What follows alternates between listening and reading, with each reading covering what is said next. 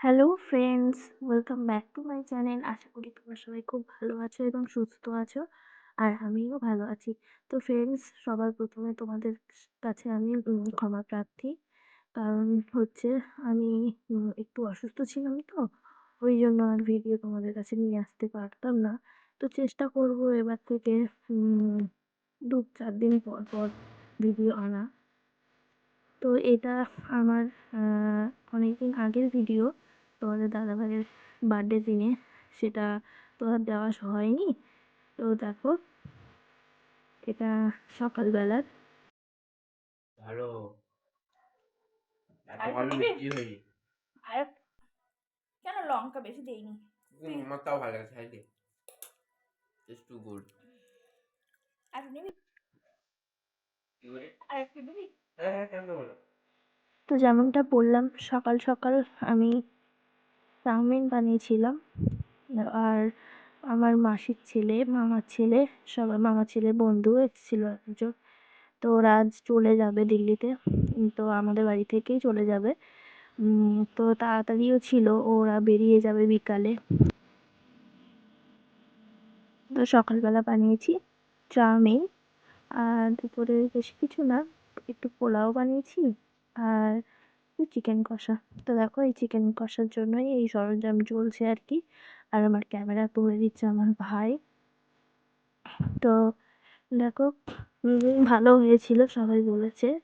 Chicken কষাটাও ভালো হয়েছিল। আর পোলাওটাও first time বানিয়েছি আমি, তাও আবার আমার বরের জন্মদিনের দিনে।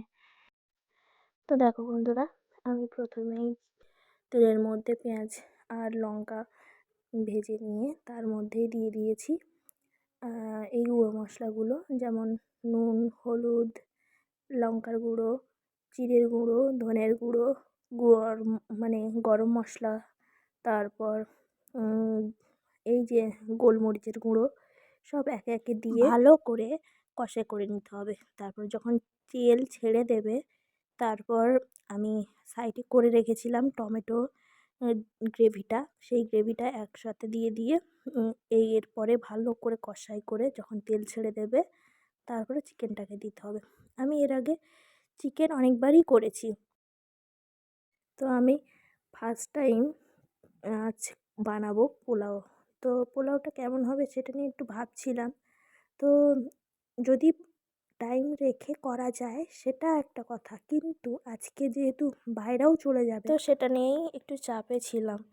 তো তাড়াতাড়ি রান্না করে ওদেরকে গুছিয়ে দিয়ে ওদের জন্য আবার রুটি করে দিয়েছিলাম খাওয়া দাওয়ার পরে, সেটা তোমাদের দেখানো হয়নি।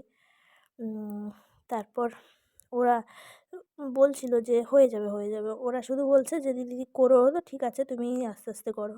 কিন্তু একটা টেনশন থেকে যায় না, ছেলে দুটো যাবে, আর মামার ছেলের সাথে ওর বন্ধুটা রয়েছে।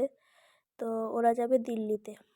তো সেটা নিয়েই একটু টেনশানে ছিলাম। ওরা তাড়াতাড়ি খাওয়া দাওয়ার পরে একটু রেস্ট তো নেবে না, তারপরে ওইভাবে তো হয় না।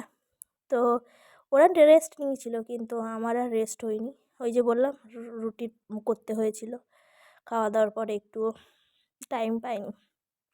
তো ভালোই হয়ে গেছিলো সব কিছু, তাড়াতাড়ি করলেও সব কিছু ঠিকঠাক টাইমে হয়েছিল। ওরাও ঠিকঠাক টাইমে গাড়িটা ধরতে পেরেছিল, ওদের গাড়ি ছিল শিয়ালদা থেকে। তো বন্ধুরা দেখো, আমার গলার অবস্থা খুবই বাজে।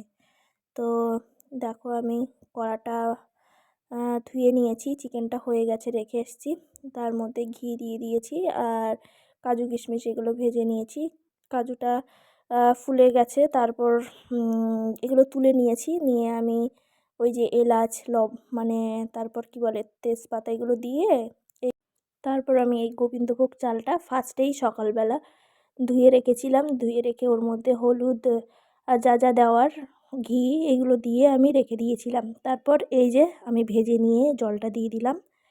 আর এগুলো সব কিছু না আমার মাসি ফোনে ছিল, আমার মাসি ফোনে বলে দিচ্ছিল যে এরকমভাবে কর ওরকমভাবে কর।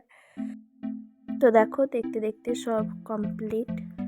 তো দেখো, আমি ওদের জন্য প্লেটিং করে দিচ্ছি, আর আমি লাস্টে বসছিলাম। তোমাদের দাদাভাই বলছিল যে একসাথে বসলে হতো, ওরা না হয় আগে খেয়ে নিক।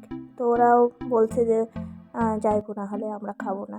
তো তাই বললাম ঠিক আছে তোমরা সবাই একসাথে বসে পড়ো, আমি লাস্টে খাবো।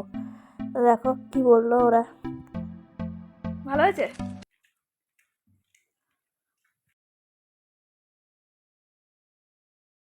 তো দেখো সবাই মিলে এখন খাচ্ছে, একটু পরেই ওরা চলে যাবে।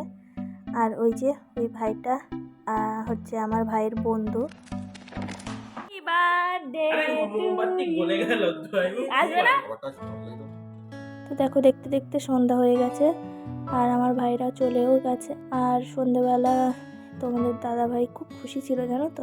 শুধু আমার একটু মন খারাপ ছিল যে আজকে সবই হয়েছে, একটু পায়েসটা হলে ভালো হতো। বছরই আমি ওর জন্য পায়েস কেক নিজের হাতে বানিয়ে, তো ঠিক আছে পরের বছরে করব।